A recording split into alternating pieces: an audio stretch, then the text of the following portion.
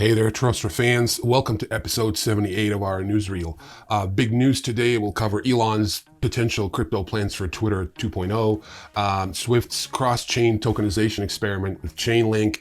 There's also an important court ruling that deems Ether and Bitcoin as commodities. We'll definitely talk about that. In other news, the SEC delayed decisions on several Bitcoin ETFs, spot ETFs that is, and brought its first NFT enforcement action against the company called Impact Theory. Very exciting. It's the very first one ever. However, the agency did suffer a setback when a court ruled it must reconsider Grayscale's Bitcoin spot ETF application. So it's a bit of a mess, but many market players basically think that a Bitcoin spot ETF is a done deal. It's just a matter of time. What else? Coinbase added PayPal integration in the UK and Germany, causing a suspicious spike in trading volume for PayPal's stablecoin. I'm not sure if these two events are connected, but we'll discuss that. Tether is also reportedly working with a Bahamas bank to process dollar transfers. Very shady stuff, but hey, when was Tether's stuff not shady? Lufthansa launched an NFT loyalty program. Cyber attacks drained nearly $1 billion from crypto this year alone. YouTuber Ben Armstrong, aka Big Boy, got fired, and a Brazilian crypto influencer lost 50 grand by accidentally exposing his private key. More cool stuff inside, so sit back, relax, and let Anton take you for the 78th time on a tour around the cryptoverse.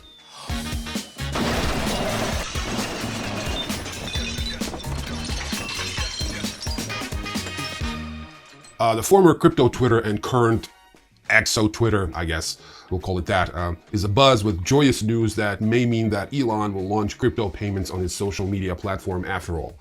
X has obtained money or currency transmitter licenses in several U.S. states, including Maryland, New Hampshire, and Rhode Island. Notably, Western Union and PayPal have the same state licenses as X now, and additional ones in line with the services they offer and the states they serve. Musk has hinted many times at supporting crypto on the platform, even briefly switching out Twitter's bird logo to Dogecoin's dog before rebranding to X last month. The license he holds now allows for broader payment services to be offered. Musk has said that he plans for X to expand beyond social media, becoming an everything app, and the money transmitter licenses obtained since June from Arizona, Maryland, Georgia, Michigan, Missouri, and New Hampshire indicate the tech billionaire may have plans to support payment processing nationwide, similar to Venmo or PayPal. PayPal, incidentally, a company he co-founded.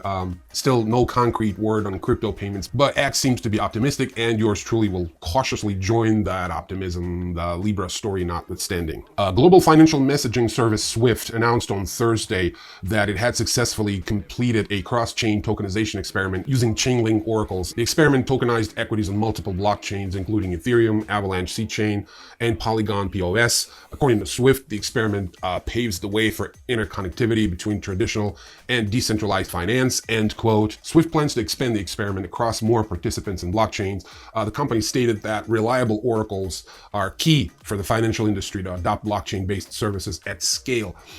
Just a reminder, an oracle is basically a piece of software that provides external data to smart contracts. Oracles connect blockchains to off-chain data sources and systems, allowing smart contracts to execute based on real-world information.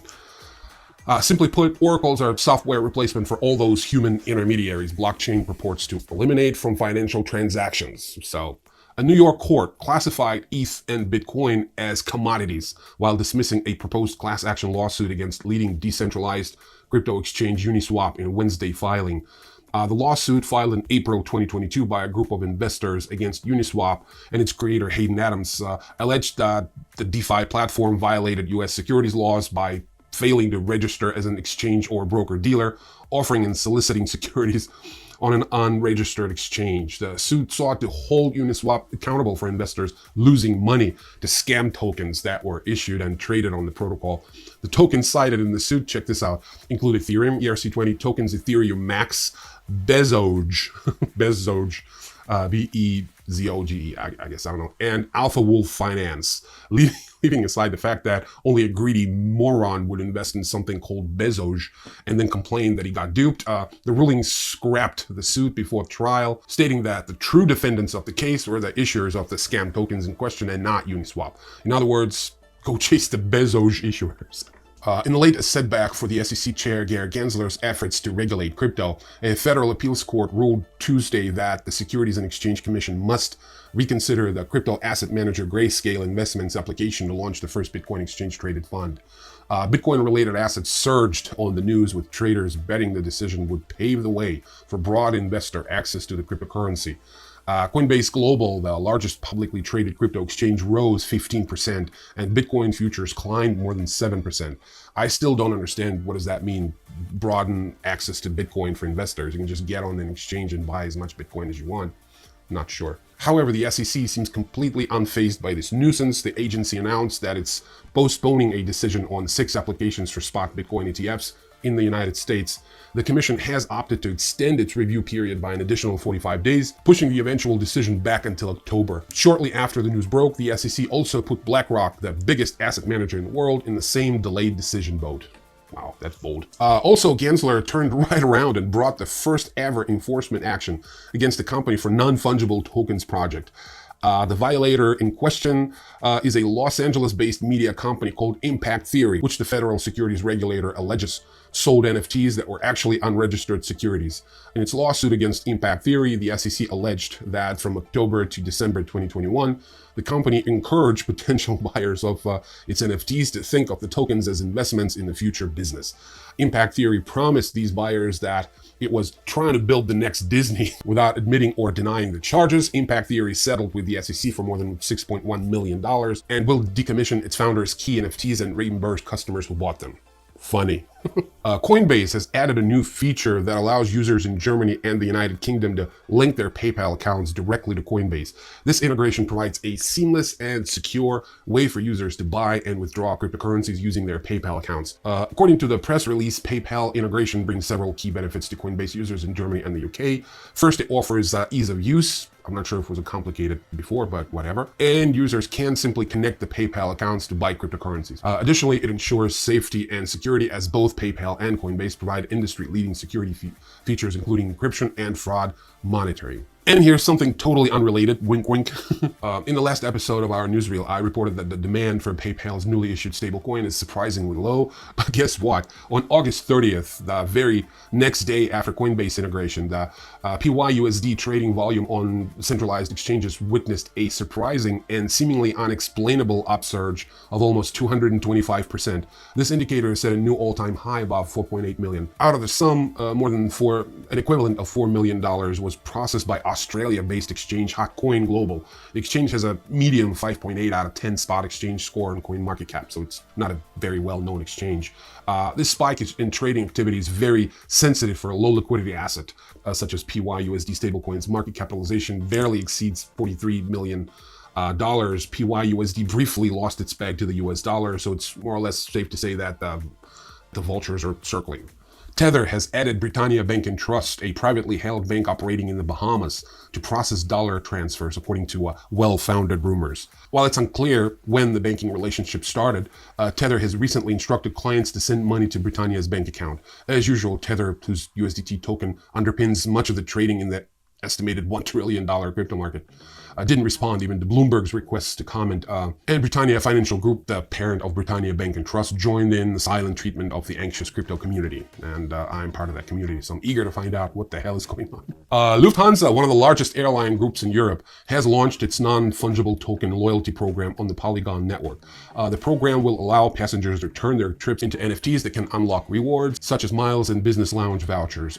On August 31st, Lufthansa announced the Uptrip mobile application, a project by Lufthansa Innovation Hub, the airline group's digital innovation unit, and Miles & More, the airline's frequent flyer program. I was once stuck on a Lufthansa 15-hour trip to Singapore, so I must say the one and only thing I wanted to do when I finally got there was just to forget the whole thing and as soon as possible. So I guess unlocking a business lounge voucher would be kind of cool. I don't know. Cybersecurity firm CertiK reported that over $997 million was lost to flash loan attacks, exit scams, and content exploit in 2023. Malicious actors targeting the crypto space have taken more than $45 million in digital assets from their victims in the month of August alone, and a total of $997 million year to date. In the report, Certa K highlighted that exit scams took around 26 million, flash loan attacks took 6.4 million, and exploits took $13.5 million from the victims in August 2023. The cybersecurity firm confirmed that the total losses amounted to over $45 million this month. The boys in Scorsese's casino used to call it leakage. Hit Network, the media company behind the BitBoy crypto brand, just gave their public face, Ben Armstrong, the boot. The company alleges issues of substance abuse and financial damage as reasons behind the decision. I'm not sure what sort of financial damage could there be. I mean, I guess he was running around the office telling people to invest in a particular coin, and then that coin didn't pan out. I don't know. I mean, other than just stealing a monitor from the office, I'm not sure what kind of financial damage could he bestow on the company. But anyway, in a YouTube and social media announcement, Hit Network revealed that it has decided to part ways with the influencer despite its efforts to support Armstrong during his addiction struggle. This follows Armstrong's facing a series of lawsuits. In recent times, he was in the class action lawsuit where investors accused him and other influencers of promoting FTX without disclosing how much the exchange paid them. Furthermore, during the lawsuit, there were claims that Armstrong threatened the plaintiff's lawyers and blew off a federal judge's orders to appear in court. But even without knowing any of that, if you'd ever watched a single video with this guy, I mean, his holiness would jump out at you immediately. So, while I wish him all of the success in fighting his demons, I think it's a good thing that he's off the Hit Network gravy train. I'm sure he will try to launch his personal brand maybe later on, not right now, but I don't know if it's a good thing for our common cause to, bring crypto and people closer together and make the community tighter. Time will tell.